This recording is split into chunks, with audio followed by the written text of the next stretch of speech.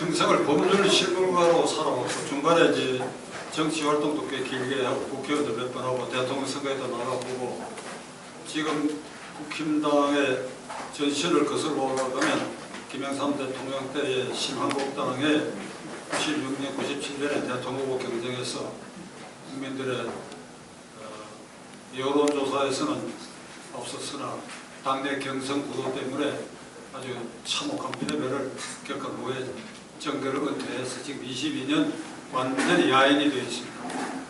저는 법학자도 아니고 정치학자도 아니고 법률 실무가의 그저 정치 일선에 실패한 정치인으로 기록될 사람인데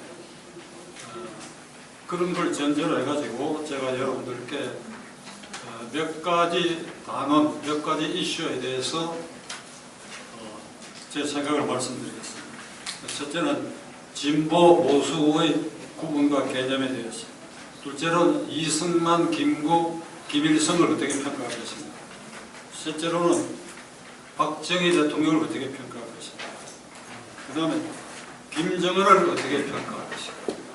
그 다음에 윤석열 대통령에 대한 저의 생각, 그리고 아까 김남열 회장이 그 헌법 개정을 얘기했는데 시간이 남으면 지금 우리가 운영하고 있는 이 헌법 개정안에 대해서 당시 개정 당시 제1야당 정책위 의장으로 간사로서 제 손을 다 거쳤는데 저의 결정적 주장이 양쪽 이 우두머리들에 의해서 이렇게 배제돼 가지고 했던 이 얘기를 좀 가면서 얘기를 하겠습니다.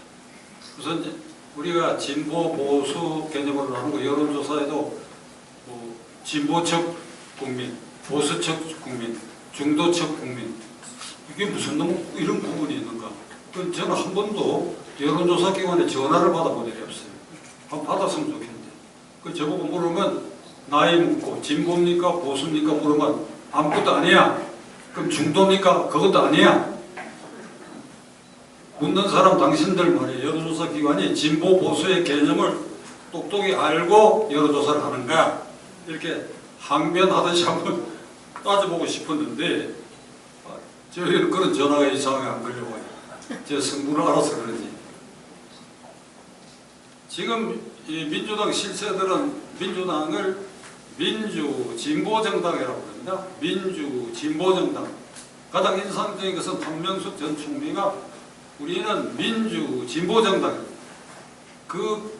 그들이 말하는 그 개념의 바탕에는 우리가 대한민국에서 가장 양심적이고 가장 정직하며 가장 깨끗하고 가장 국민을 위한다는 뜻이 담겨있습니다. 민주진보정당.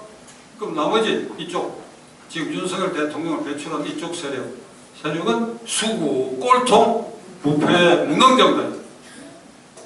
그렇습니까 여러분? 아니 문재인 정권 5년을 지나면서 그래 민주진보정당이 그 꼴로 통치했어요? 썩고 문드러진 자들이지 그게. 그러니까 지금 대한민국에 이 보수가 없습니다.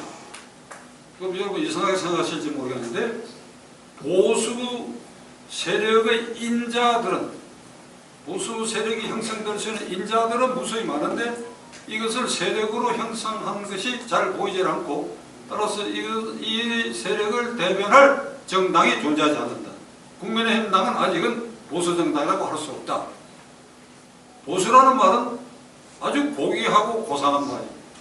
역사적으로 정당의 시원을 따질 때 영국인데 1215년 마그나 카르타 전제군주 아래서 국민의 자유를 신장하는 대헌장, 그리고 17세기에 와서 1688년에 명예혁명을 통해서 왕을 단죄하고 그리고 이회를 구성해가지고 그래야 국민 개개인의 자유를 신장하는 이 투쟁의 역사가 쌓여가지고 이제 불란서에서는 불란서 혁명이 1789년에 일어나고 그 직전에 미국의 공화국 독립국가가 구성되고 이럴 때 그 시점에 영국은 이미 왕은 군림하되 통치하지 않는다. 상징적 존재고 그리고 국민의 대표자들이 의회를 구성하고 이렇게 결국 개인의 자유를 확대해 오는 과정이 민주주의의 역사입니다. 개인의 자유를 확대해 가는 과정. 그래서 영국은 이제 18세기부터 이걸 이제 보수당이라고 그랬어요. 우리는 안정돼. 이 번군주제로 임금을 중심으로 아주 국가가 일체감을 갖게 되고 그리고 국민을 대변하는 의회제도를 갖게 돼요. 이걸 우리가 지켜야 된다. 이게 보수예요. 보수라는 말이 우리 한자로 보호하고 지킨다는 뜻이에요. 요걸 지켜야 되겠어요. 요걸. 그러다가 이제 18세기 이후에 영국에서 산업혁명을 통해서 이제 탄광이 생기고 철도가 생기고 그게 근로자들이 생겨나고 이러니까 이 사람들을 대변하는 세력과 정당이 있어야 되겠다. 그게 노동당이에요. 그러면 보수당은 이게 썩고 부패하고 수구꼴통이 아니고 이건 전통적 가치를 제대로 지키는 개인의 자유 그리고 국가의 개입을 최소화하는 그런 이 이념을 대표하는 그게 아름답고 고귀한 거예요. 다만 정책적으로 근로자들이 계급이 생성되어 가니까 이 사람들을 특별히 보호할 노동당 이게 이제 진보정당이라고 했어요. 그래서 영국에서 보수 진보라는 구분이 생겼는데 이게 대한민국에 와갖고는 엉뚱한 개념으로 사용하게 됐습니다. 이건 우리가 45년 8.15 이후에 남북이 분단되는 과정에서 북한에 이 소련의 공산주의 세력이 침투했다가 이것이 변질돼 가지고 김일성 주체 사상을 근간으로 한 김일성 일가의 황제 세습 체제가 형성됐는데 이게 이념적으로 막스 레닌주의에 경도됐던 사람들이 이건 아름다운 것이다. 자본가 계급을 타파해야 된다. 자본가의 횡포를 방지해야 된다. 이것이 그대로 이어졌다고 한다면 영국의 노동당의 수준으로 이어졌을 텐데 이게 중간에 변질돼 가지고 그런 생각을 했던 8.15 전에 주로 일본 유학했던 이게 먹물이 들어간 젊은이들이 이게 김일성이가 지배하는 북한이 그것을 개성한 것이라는 오판을 해가지고 거기 갔더니 김일성이가 한국전쟁 끝나고 전부 처형해버렸죠. 전부 처형. 박은영이 처형하고 이강국이 처형하고 남노당 출신 전부 그냥 죽여버리는 거예요. 막 그냥 죽이는 거예요. 재판이고 지랄이고 없이 그냥 죽여버리고 연합파 죽여버리고 소련파 죽여버리고 문재인 대통령이 정신 빠진 소리로 약상 김원봉 선생의 영전에 술 한잔 올리고 싶다. 광복군 사령관 약상 김원봉 선생이라고 그랬는데 김원봉 선생도 일제시대에 그런 막스 레닌주의의 순수한 생각에 경도돼 가지고 항일 독립운동을 했던 사람인데 48년 대한민국 정부가 수립할 때 이걸 배척해버리고 북한에 가가지고 거기서 어찌 되느냐. 6.25 때 전쟁지휘부대 참가하고 우리로 말하면 장관급도 지냈는데 나이가 김일성이보다 12살인가 많아요. 김일성이 하는 꼴을 보니까 자기들이 생각하는 거하고 전혀 다르게 완전히 개인 숭배에 독재체제를 강화하니까 야 이놈 안 되겠다 이래갖고 거기에서 이제 중앙위원회에서 반기를 드러낸 거예요. 전부 처형해버렸어요. 김원봉 선생, 약사원 김원봉 다 처형돼 버렸어요. 이 처형된 걸 모르고 문재인이는 약사원 김원봉 선생의 영전에 이게 김정은 숭배하는 문재인이가 김정은이 할배가 반대파라고 해서 처형한 사람에 대해서 술 한잔 올리고 이게 광복군을 칭송하는 이런 얼빠진 짓을 하는 것. 이게 그런 내막을 비교적 아는 저로서는 이 정권 쳐다보고 있을 때는 그냥 분통이 그냥 터져가지고 말이야 이게 할 말은 아닌데 박정희 장군이나 김종필 중령 같은 사람이 왜 없나 내가 그렇게 얘기한 때가 많습니다.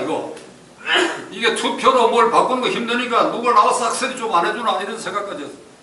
굉장히 위기의 순간을 넘기는데 지난 3월 9일 대통령 선거에 다행히 이를테면 보수파 대통령이 당선된 것이 아니라 종북 주사파 친 김정은 정권의 연장을 반대하는 세력권. 그러니까 대한민국에는 진보 보수가 제가 앞에 돌아가서 없다고 말씀드렸는데 보수주의를 세력화한 그 인자들 여러분들 아마 여기 계신 분들 제 느낌으로 전부 다 그 인자의 훌륭한 요소가 되는 생각인데 이게 모여가 세력화하고 그 위에 이것을 다듬은 정당이 아직은 아니다. 그러니까 국민의힘 당은 거기에 현재 한 70점밖에 안 된다. 30점이 모자라기 때문에 이걸 나는 보수 정당을 하기 어렵고 아까 말씀드린 영국에서 보수당에 있고 보수주의가 있어서 이것을 정책적으로 쌍두마차처럼 이견을 달리하는 그 정당이 진보정당이라고 한다면 어떻게 지금 민주당이 진보정당을 할 수 있느냐. 종북 주사파 친김정은 정권이다. 그러니까 이들은 좌익이다. 다른 말로 하면 좌익정당이다. 그럼 국민의힘당은 이게 대칭해서 우익정당이다. 우익정당이라고 얘기하는 거 하나도 부끄러운 일이 아닙니다. 공산주의 세력에 맞서는 게 우익이니까 우익정당이다. 우익정당이 이제 보수주의를 더 정착해야 된다. 그 정착은 우리 헌법정신의 취지에 맞도록 정당이 민주화되고 국회 운영이 법대로 되고 그렇게 해서 선거도 공정하게 이루고 공천도 제대로 되고 요런 가공해야 할 부분이 일정하게 가공되고 된다면 이걸 보수정당으로 평가가 될 것이다. 그러기 이전에 현재 명백한 것은 좌익과 우익은 분명히 있고 지난 선거는 좌익과 우익의 대결이었다. 대결이 아니라 전쟁이었어. 전쟁. 그렇잖아요. 만일 이재명 후보가 당선됐다고 한다면 그 5년 동안 무슨 일이 일어나겠지. 하나 확실한 것은 김정은이가 서울로 오는 꽃길을 하는데 골몰했을 것이라고 저는 생각해요. 그래서 저는 이 얘기는 오늘 안 하려고 했는데 어떻게 이 얘기 하다 보니까 이 골로 빠져버렸는데 저는 윤석열 후보를 지지한 일이 없습니다. 없습니다. 후보 단일화 추진위원장 각 제야 세력이 뭉쳐서 한 후보 단일화 추진위원장을 맡아가지고 이번에는 어쩔 수 없다. 우익이 정권을 장악해. 그러기 위해서는 지금 나타난 후보 중에 그 대한 도구로서 윤석열이 밖에 없지 않느냐. 안철수가 표를 많이 얻을 수 있다고 한다면 이걸 다짐을 받고 안철수인데 안철수는 도저히 안 되니까. 그러면 후보 단일화를 윤석열 쪽에 해야 된다. 그래서 저는 광화문 광장에서 유튜브를 통해서 한 번도 위대한 지도자 윤석열 후보를 지지합시다 이렇게 얘기한 일이 없습니다. 그렇게 저는 얘기한 일이 없습니다. 종북주사파 진김정은 정권의 종식 타도 그리고 그 연장을 반대하기 위해서 우리는 어쩔 수 없이 그리고 부족하더라도 그리고 부득이하게 그래서 어쩔 수 없이 기호 2번 윤석열을 도구로 표를 모읍시다. 저는 이렇게 얘기했을 뿐입니다. 만일 윤석열 대통령 제가 만난 일도 없고 통화한 일도 없는데 속이 좁은 사람 같으면 저의 이 말에 아마 반발을 느낄 겁니다. 속으로는 이왕이면 좀 다르게 얘기해줘야지 자기를 도구로 표를 모아주자고 했다고 이렇게 섭섭하게 생각할 수도 있는데 사실은 그게 저의 심정입니다. 그러니까 진보 보수란 말은 우리가 함부로 쓸 필요가 없고 그래야 민주당이 이 용어를 남발하는 것에 대해서 갓댐 미친 소리 하지만 너희들은 종북주사파야. 이 좌익 썩은 좌익이야. 썩은 좌익이야. 좌익도 깨끗한 좌익이 있었지요. 썩은 좌익이야. 이게 약산 김명봉 선생가 되는 해방전에는 깨끗한 좌익을 했다고 볼 수 있지. 해방 후에 이 속아가지고 북한에 가가지고 그렇게 됐다. 그 진보보수 용어를 이런 정도로 말씀드리고 이승만, 김구, 김일성에 대해서는 북한에서는 이승만을 미국의 괴뢰라고 얘기하지. 우리는 김일성을 소련의 괴뢰라고 얘기했습니다. 역사적 사실을 자세히 고찰해보면 이승만 박사는 미국의 괴뢰가 절대 아닙니다. 자주노선을 미국하고 싸워서 남한에 대한민국이라는 정부를 세우는데 그의 모든 걸 걸었던 사람이고 김일성은 철저하게 괴뢰야, 괴뢰.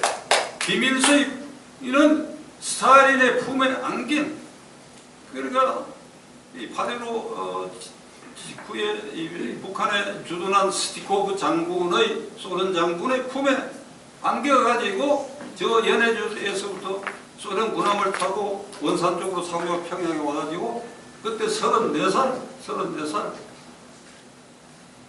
9월 20일 날 8.15 해방이 되고 9월 20일 날 평양시청 발코니, 아마 그 6.25 때 다 부서졌을 거예요.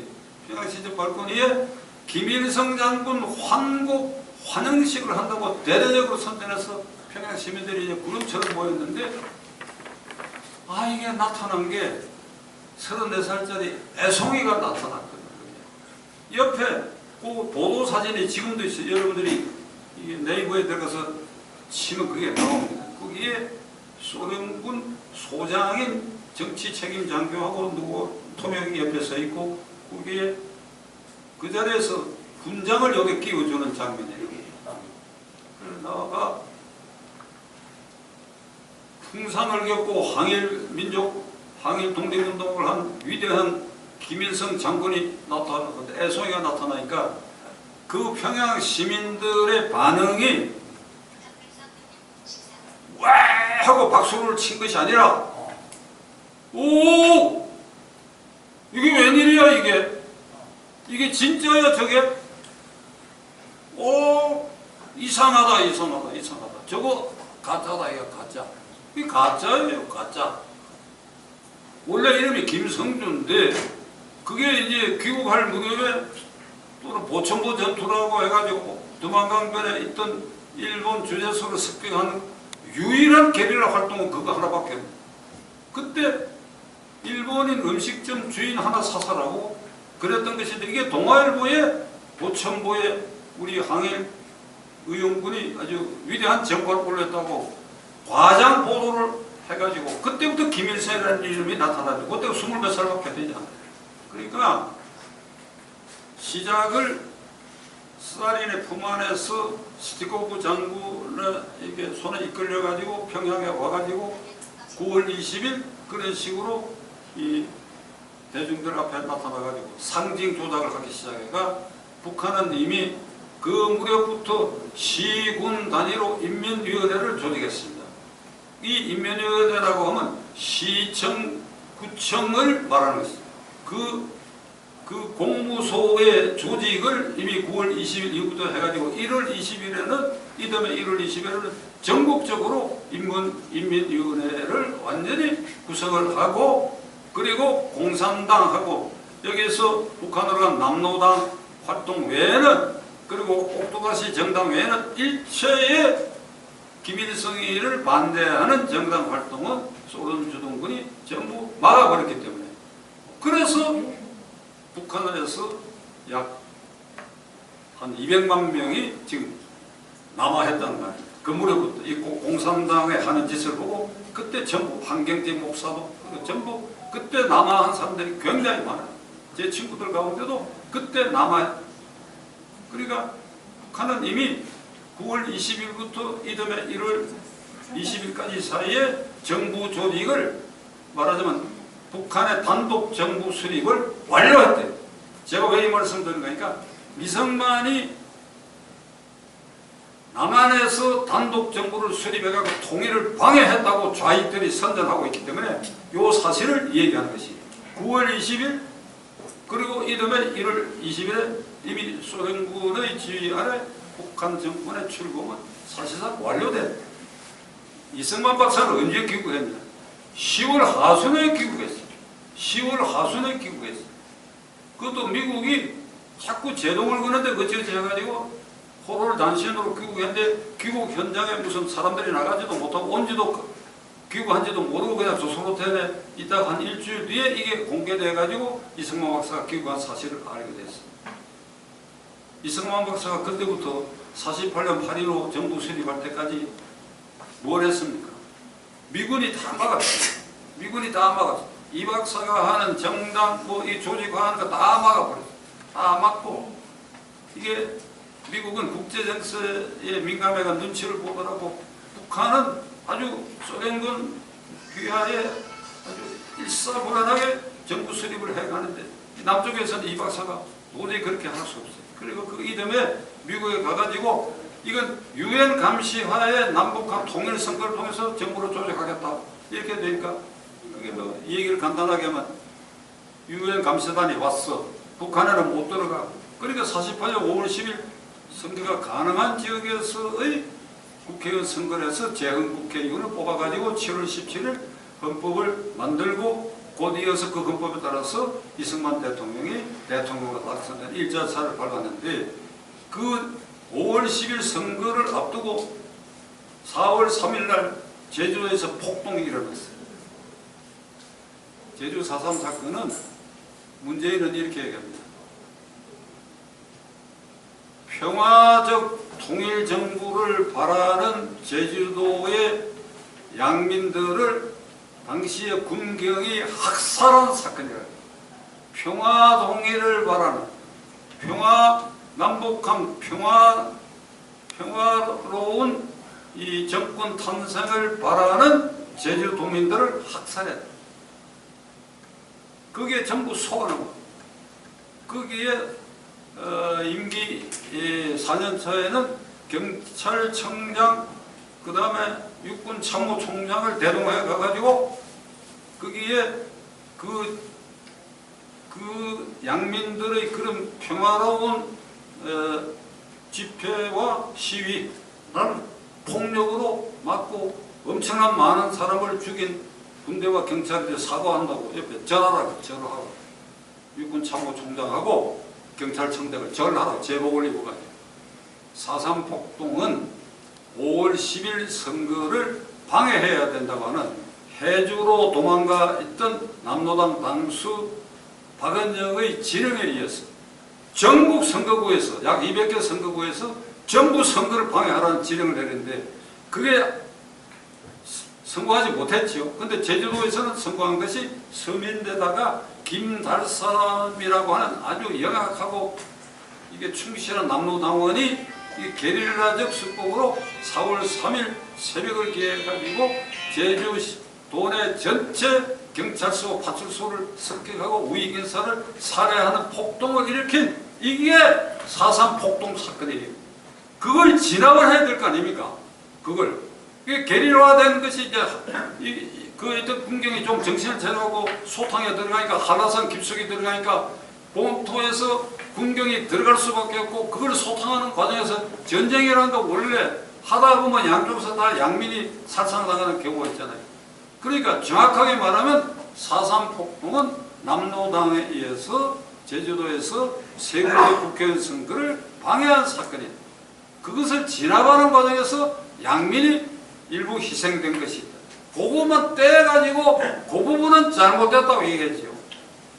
그리고 남로당의 폭동으로 그들이 우익 인사들을 살해한 것도 엄청 많아요.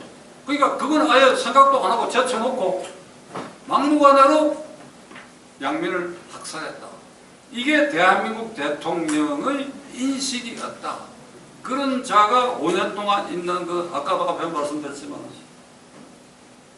통보관이. 그러니까 김일성은 아주 편안하게 소련의 괴뢰로서 최고 권력자에 등극했고 이 박사는 싸워서 자유민주주의 체제를 위해서 미국을 설득하고 압박을 가하고 유엔에 진정을 하고 이래갖고 가능한 지역의 선거라고 하는 것을 따내갖고 대한민국 정부를 수립하고 4.3 폭동도 극복하고 6.25 전쟁도 극복해서 대한민국을 건국시켰다. 말년에 3.15 부정선거라고 하는 덤태기를 안게 된 것, 그건 이 양반의 역사를 되돌아볼 때 옥의 티야. 모택동이도 이게 중국 공산당을 창립해가지고 이끈 아주 신주처럼 떠발라지는데 1960년대 문화대혁명으로 통해가지고 1천만 명 이상의 사람을 죽였다는 거 아닙니까? 연안의 동굴에서 이 같은 동지였던 유속이도 그냥 무참하게 그냥 홍위병들 끌어내가 타살해버리고 하는 정적을 타살하고 자기 통치권을 장악하고 이래갖고 온 중국을 쑥대밭으로 만들었는데 70년에 사망한 후에 등소평이가 식군을 잡고 난 다음에 모택동을 어떻게 정리했느냐? 모택동 동지는 공이 70, 과오 30. 그는 우리의 영원한 동지라고 선언을 했어. 7대3 공과가. 그래, 북한 여행하신 분 아시겠지만은, 천안문 덕에 전 세계 인민 만세 뭐 이렇게 써놔놓고 그 모택동의 사진이 있지 않습니까? 그러니까 이승만 박사에 대해서 건국의 아버지다. 이건 분명히 인정해. 마지막에 장기 집권한 끝에 이 3.15 부정선거가 있었다.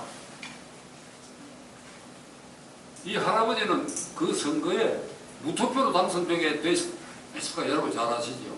2월 달에 조병호 후보가 이미 사망해버렸기 때문에 이건 그냥 당선되는 건데 자유당 강경파들이 병색이 완연한 이기 부인을 당선시키려고 무리를 하다가 일어난 일이에요.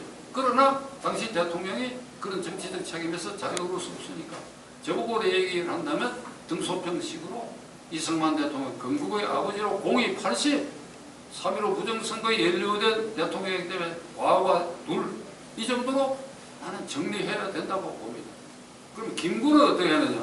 김구 선생은 귀국해갖고 늘 이 박사와 행동을 같이 했습니다. 같이 했어요. 그런데 이 박사가 주장하는 유엔 감시하에 통일정부 수립이라고 하는 것도 찬성을 했는데 언제부터 이 양반이 표현됐는가 하면 48년 초에 들어와가지고 이 북한에 김일성이 직계 거물간첩 성시백이라는 자가 그 전에부터 와가지고 돈을 막 뿌렸어. 북한은 정권을 수립한 직후에 남북이 공통으로 쓰던 조선은행권을 북한에서 쓰지 못하고 다 북한 돈을 새로 찍었는데 그거 전부 걷어들인 돈을 남쪽에서 쓰고 있으니까 이걸 간첩 자금으로 사용한 거예요. 성시백이가 이 어마어마한 돈을 공급받아 가지고 신문사 여러 개를 매수했고 그 다음에 김구 선생 주변을 폭격을 했어요. 어떻게 폭격을 했는가 하니까 이승만 따라가봐야 선생은 대통령 될 기회가 전혀 없다. 남북한 통일정부가 구성되게 되면 대통령 할 사람은 선생밖에 없다. 그러니까 이승만 쪽에 기울이지 말라 이래가지고 48년 들어와서 이 박사 노선에서 이탈했습니다. 해방되고 김구 이승만도 귀국하고 그 다음에 김구 주석도 귀국한 직후에 우리나라의 그 경제인들 동아일보 창설자였던 김성수 선생이 그 경성박집도 운영하고 그런 이제 그 당시로서는 그 재벌이 아니죠. 그 이제 좀 여유가 있는 경제인들이 돈을 모아가지고 이게 이제 생활비로 상해에서 오신 분, 그 다음에 미국에서 이 박사 주변에 이렇게 돈을 나누어가 이 김구 선생한테 찾아가서 이거 선생님 이 생활비와 그 주변에 좀 사용하라고 했더니 김구 선생이 뭐라고 한 게 아니라 아니야 도남장에 갖다 드려 도남장에 그 이 박사한테 갖다 드려 형님으로 모셔서 형님 나이 차이도 있고 그러니까 이 박사한테 갖다 드려 그리고 거기 가서 돈이 필요할 때 타서 썼던 그런 관계에 있었던 사람인데 그게 48년 들어서고 이런 간첩의 농간에 김구 선생이 빠져가지고 이 박사 노선과는 다르게 갔다. 그래서 이승만, 김구, 김일성에 대해서 이렇게 말씀드리고 박정희 대통령은 쿠데타라고 하는 변칙적 방법이니까 군사 정변을 일으켰지만 그 정변을 에서 국민혁명으로 승화시킨 지도자다. 18년 장기 집권을 했지만은 후진국가에 장기 집권한 지도자가 많아요. 마르코스도 있고 저 중남미에 가면 여러 지도자들이 이제 종신 집권한 지도자들이 있는데 그런 나라는 다 경제적으로 폭망했습니다. 필리핀은 우리가 50년대에 마닐라에서 아세안 게임을 개최하는 나라였고 우리는 꿈도 못 꿀 처지에 있었고 장충체육관을 이 필리핀 건설회사가 와서 공사를 해서 세우고 그 다음에 지금 세종로에는 미국 대사관과 그 옆에 한때 문화관광부로 쓰던 지금 박물관으로 되는 이 쌍둥이 빌딩 이게 필리핀 건설업자가 와서 세운 겁니다. 50년대는 우리가 그런 능력이 없었어요. 지금 어찌 됐어? 대한민국은 G10 국가, 필리핀 꼬꾸라졌어. 마르코스는 박 대통령보다 더 장기 집권을 했는데 경제 부흥이나 이런 것에 대해서는 완전히 족벌 정치를 해가 다 갈라먹고 부패하고 이번에 그 또 아들이 대통령이 되더라고. 마르코스가 대통령 됐다는 뉴스를 보고 이게 이상하다 그랬더니 아들. 그러니까 그 이멜다 여사가 악명을 높은 사람들이 그러니까 필리핀은 그만큼 자유민주주의 질서로도 그렇고 경제적으로도 이게 아주 퇴폐 국가가 되어버렸대. 한 나라의 지도자가 얼마큼 그렇다 하는 거야. 박정희 장군이 구테타를 일으킬 때 민주당 정권이니까 여기에 계신 분들 잘 기억하실 것입니다. 60년 8월 초에 장명 정권이 들어서서 그 이듬해 5.16으로 이 정권이 붕괴됐는데 그 한 9개월 동안에 무슨 일이 있었는지 여러분 아마 기억하실 거예요. 내각 변경을 5번 했죠. 내각. 국방장관을 2분이나 바뀌고 장관들 계속 바꿨어요. 장면 총리가 이런 기록을 남겼습니다. 일을 할 수가 없다. 일을. 총리실에 국회의원들이 시도 때도 없이 찾아와가 면회하자고 하니까 안 만날 수도 없고 만나면 그 내각제 안에서 총리를 국회의원을 뽑으니까 그래가 만나면 A 국회의원은 장관이 된 B 저놈 나쁜 놈이라고 하니까 저놈 꼬꾸라 떨어뜨리고 저를 다음에 장관 시켜달라고 맨 전부 이 부탁만 하고 있어요. 그러니까 언제 경제개발 계획을 세우고 그게 지도자가 골몰해가지고 그게 관계기관을 불렀어. 박정희 대통령 아니었으면 경부고속도로 안 됩니다. 경부고속도로. 경부고속도로 시작할 무렵에는 수도권의 수출회사가 부산항을 통해서 이렇게 수출해야 되는데 용산과 서울역에 화물칸에다가 수출물자를 실어놓고 이게 빨리 배정되도록 하기 위해서 현금을 여기저기 이렇게 꽂아가지고 영무원들한테 조 몇 번 차 빨리 좀 보내달라 하나 집어넣어주고 그래도 고개를 하자면 또 하나 더 집어주고 이럴 때 경부고속도로를 만들어가지고 이게 수출 물자 소통을 위해서도 이게 경제도로다. 그런데 민망한 얘기지만 김영삼 의원 당시에 아주 팔팔한 김영삼 의원, 김대중 의원 뭐라고 하는지 아십니까?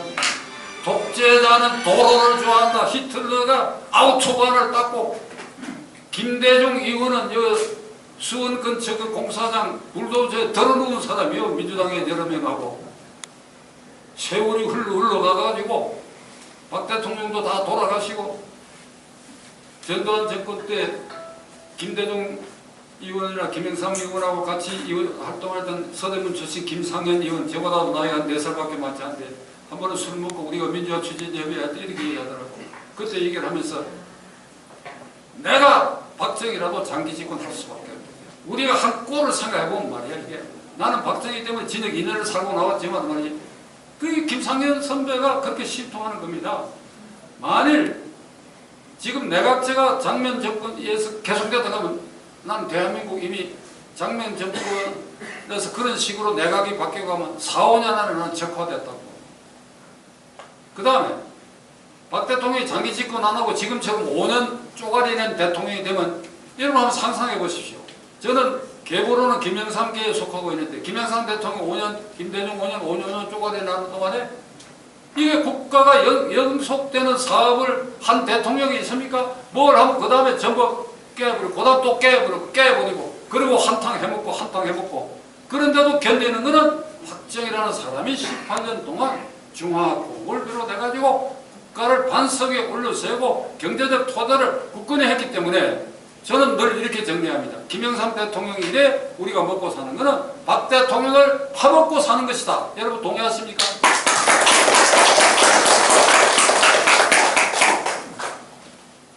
길게 말할 것 없습니다. 박정희 대통령에 대한 평가도 저는 8대2라고 봅니다. 장기 집권한 게 마이너스일 수는 있는데 장기 집권을 했기 때문에 경제 개발이 가능했고 거기에서 박정희 대통령은 조갑재 기자 그 유튜브에 들어가 보면 박정희 정기를 녹음으로 아주 수십 개를 한 20분 정도짜리를 수십 개를 녹음을 해놨거든요. 저는 지금 그거를 처음부터 끝까지를 3번 이상 다 듣고 있습니다. 그걸 듣고 있으면 가슴이 뛰고 어떨 때 눈물이 납니다. 박 대통령은 우리가 생각하는 그런 대통령이 아니었어요. 교사입니다. 교사하고 꼼꼼하고 경부고속도로 어떻게 닦았느냐. 본인이 해일기를 타고 본인이 포병장교니까 포를 쏠 때 등고선, 거리 관측 여기에 예민한 게 다 머리에 들어서 옆에 건설부 장관이나 토목 책임자를 태워가지고 비행기를 타고 가면서 가장 비용이 적게 드는 코스를 밟아가야 가는데, 예를 들면 여기에 문중 이 묘소가 많이 있어가 저항이 심하다 하는 보고를 두고 다시 헬기를 타고 그거를 어떻게 피해서 취소 비용을 내는 거. 이거 다 본인이 학교 교사를 했기 때문에 그림도 잘 그려요. 그거 지금 그려놓은 거 있어요. 본인이 친필로 고속도로를 어디서부터 어떻게 해갖고 요걸 등고선에 어떻고 중화학공으로 이행할 때 박 대통령 보면 집념을 가지고 그 방에 전부 통계표나 이런 걸 가지고 일일이 지휘봉을 갖고 일일이 장관들, 비서관들을 향해 등들이 때려가면서 본인이 워낙 그걸 완전히 파악한 사람이니까. 완전히 파악한 사람. 저는 문민시대 이래에 청와대 대통령 집무실에 가본 거는 김영삼 대통령 때입니다. 제가 김영삼교로 분류된 인연이 있어가지고. 그래, 처음 갔을 때, 처음 한 3년은 제가 비주를 했기 때문에 이 양반한테 미움을 사갖고, 그런데 그 뒤에 이제 뭐 제가 도와드리기로 하고, 그래 이제 점심을 둘이서 그 집무실 옆방에서 먹고, 방 구경을 해야 되기 때문에, 각각 집무실에 가서 차 한잔 주십시오. 제 속셈은 그게 어떻게 해놨는지를 보러 갔는데, 아무것도 없어. 도표도 없고, 통계 자료도 없고, 아무것도 없어. 아무것도 없어. 하얗게 말해. 박정희 대통령 그 벽에 완전히 상한 포철 그 도표 앞에서는 공사 진행이 제1기 로가 언제 준공이 되고 2기 로가 언제 다 이걸 보고 있고 뭐 고속도로 같은 거 할 때도 이 진행표가 다 보고 그걸 보고 좀 미심쩍고 잘 파악이 안 되면 전화를 불러내가 실무자한테 하고 답변을 하고 이런 대통령 앞으로 못 나옵니다. 못 나오는 게 임기가 설때 제한되어 있고 그 제한된 임기에서 이런 순발력과 치밀한 계획을 발휘할 수 있는 이게 하늘이 종처럼 내려놓을 수 없는 사람이에요. 그러니까 박정희 대통령이 뿌려놓은 그걸 지금 우리가 먹고 사는데 요게 떨어지기 전에 어떤 그런 지도자가 나오기를 저는 진심으로 바라보지 않습니다.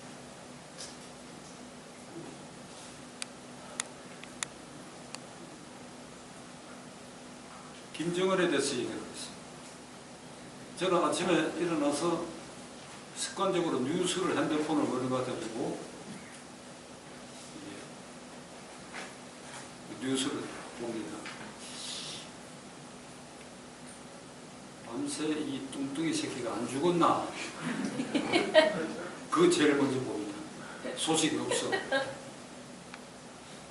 저는 제가 절대로 제명대로 못 살아보고 우선 과다 체중이 불안 심리, 술 먹고 담배 피우고 틀리면 지금 고혈압이고 당뇨병이 있었지. 북한은 체제 변경을 하지 않으면 핵을 내려놓지 않습니다. 이를테면 리짐 체인이라는 말을 쓰죠. 그러니까 참수부대를 만들 때가 있고 지금도 참수부대 비밀리에 있을 겁니다. 타고 들어가고 저놈을 없애버려요. 간단한 방법 저놈을 없애버려요. 지금 할아버지, 아버지, 여기까지 지금 73년을 황제 세습체제로 집권하고 있는 이 지구상의 나라가 역사적으로 있습니까? 20세기 들어왔고 스탈린 자식에게 넘겨줬어요. 모택동 넘겨줬어요. 호지민 넘겨줬어요. 티토 넘겨줬어요. 아무도 넘겨준 사람이 없어요. 오직 우리 한반도의 김해 김씨, 강문의 김일성 강문에서 세습 황제 체제로 반대파는 조금만 반대마가 약산 김원봉도 이렇게 하듯이 그냥 죽이고 이번에 탈북 어민 강제 귀순, 강제 북송한 그 어민들도 태영호 의원 말에 의하면 북한의 정당 소통이 그 본적지 함경도에 가서 그냥 처형당했다는 거 아닙니까? 그냥 죽여버리는 거예요. 그냥 재판이고 지랄이고 그 고모부도 그냥 처형했죠. 이복형 김정남이를 쿠알라룸푸르 공항에서 그냥 독살하지 않아요. 그냥 죽이는 거예요. 그냥 죽이는 거예요. 종북 주사파 그 핵심 세력이 전두환 정권 때 주로 학생 운동을 하다가 반미 자주화를 부르짖으면서 데모에 하다가 보통 한 10개월 내지 1년 정도 감옥에 갖다 나와가지고 그걸 이제 훈장이라고 달았습니다. 예를 들면 송영길 연세대 학생회장, 그 다음에 김민석 서울대 학생회장, 김영춘 장관도 하고 이거 부산시장 나와서 떨어진 김영춘 고대 학생회장, 그러니까 그런 또래들이 전부 8382 학번들인데 이게 반미자주화, 반독재 민주화 이걸 이제 부재가 훈장을 탔는데 이 사람들이 이제 종북주사파에 함몰됐는데 전부가 함몰되어 있는 건 아닙니다. 그러나 함몰되어 있지는 않은데 엉덩이를 종북주사파라는 데서 이렇게 빼고 싶은데 이렇게 못 빼는 이유가 이 훈장 때문이에요.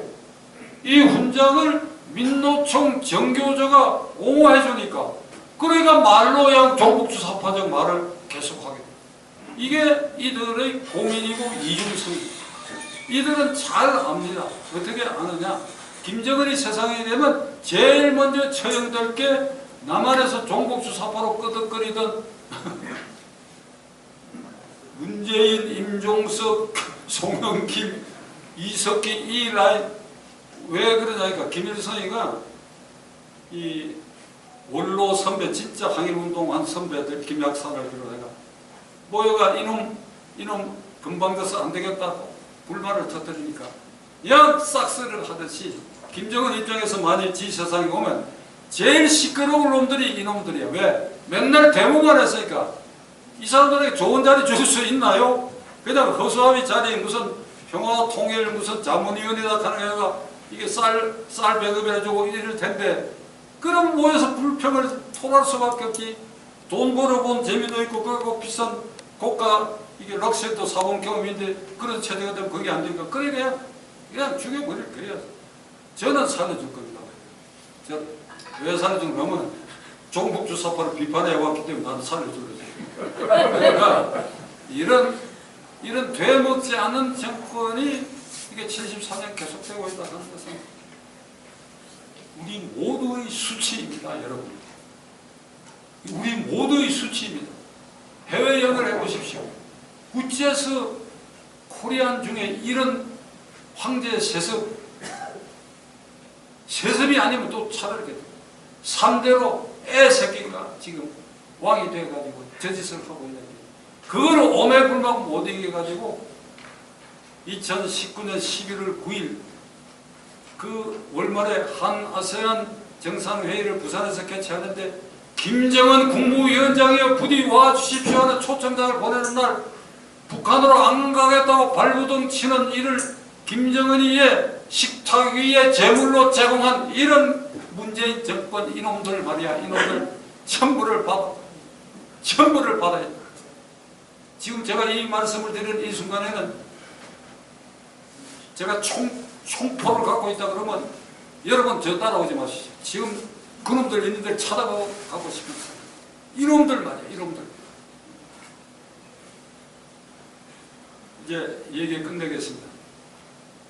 이런 이제 극악한 종북주사파 정권이 존재하고 그 연장을 일단 반대해갖고 윤석열 대통령을 이제 뽑아놨는데 지금 2달밖에 안 됐는데 지지율이 30% 가까이로 내려오니까 민주당이 어저께 박홍근이라는 원내대표란 자가 탄핵 얘기까지 있거든요. 이걸 만만하게 보고 이게 지금 한 70% 이상 지지율이 올라갔다 그러면 그런 소리 어림도 없지요.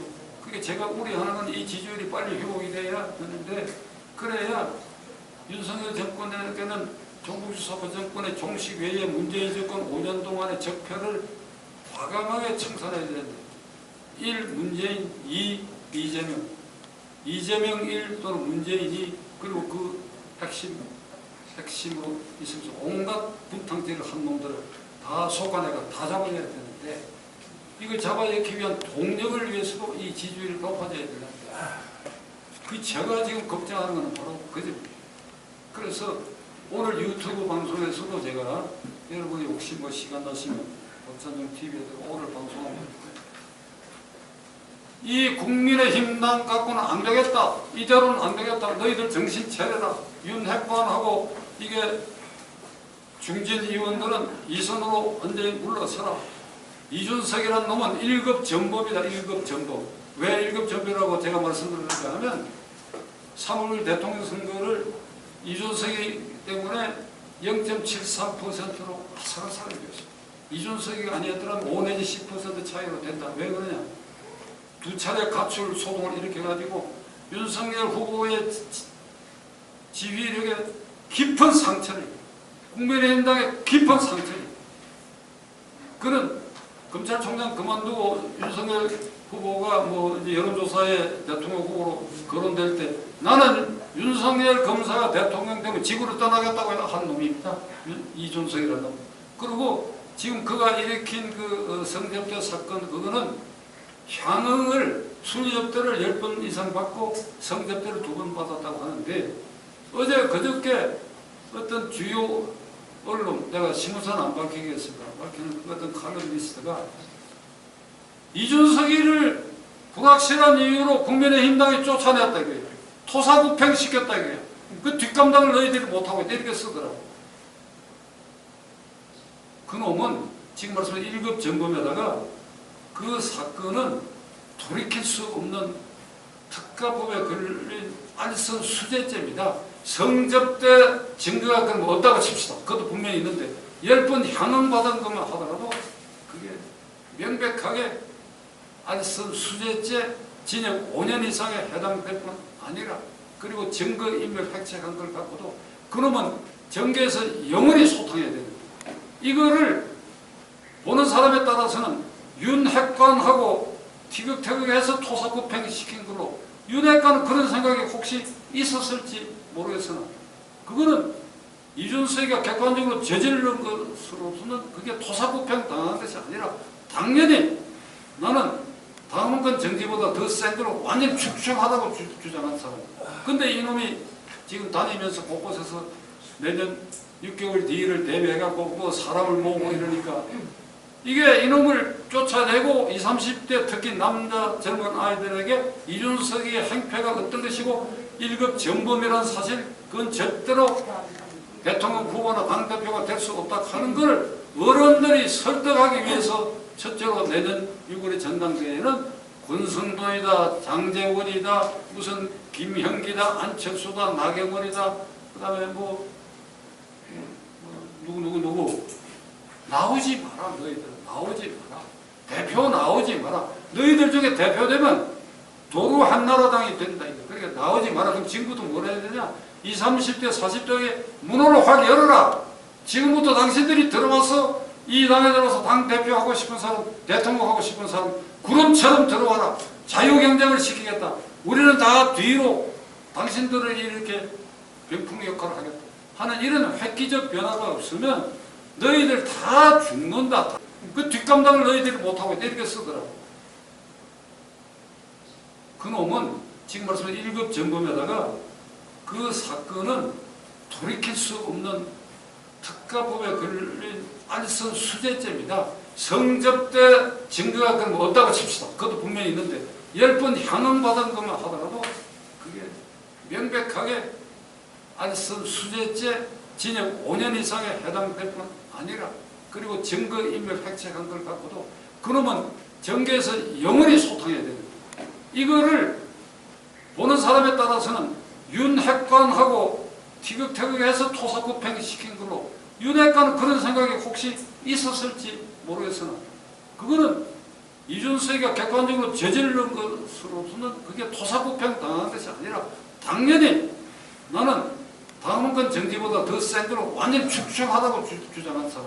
근데 이놈이 지금 다니면서 곳곳에서 내년 6개월 뒤를 대비해갖고 뭐 사람을 모으고 이러니까 이게 이놈을 쫓아내고 20, 30대 특히 남자 젊은 아이들에게 이준석의 행패가 어떤 것이고 1급 전범이라는 사실, 그건 절대로 대통령 후보나 당대표가 될 수 없다 하는 걸 어른들이 설득하기 위해서 첫째로 내년 6월의 전당대회는 권성동이다, 장제원이다, 무슨 김형기다, 안철수다, 나경원이다, 그 다음에 뭐 누구 나오지 마라. 너희들 나오지 마라.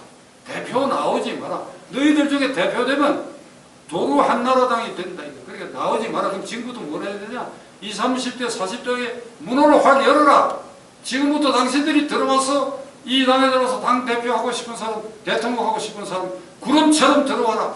자유경쟁을 시키겠다. 우리는 다 뒤로 당신들을 이렇게 병풍 역할을 하겠다 하는 이런 획기적 변화가 없으면 너희들 다 죽는다. 다 죽어. 언제 죽느냐? 내년 6월 지나고 그 1년 뒤 국회의원 총선거에 폭망하게 된다. 너희들. 윤석열 대통령 그러면 탄핵당할 수도 있지. 그런 얘기를 오늘 제가 유튜브 방송에서 했는데 그걸 여러분들에게 인용해 드리는 것으로 저의 소개 발표를 끝맺도록 하겠습니다. 감사합니다.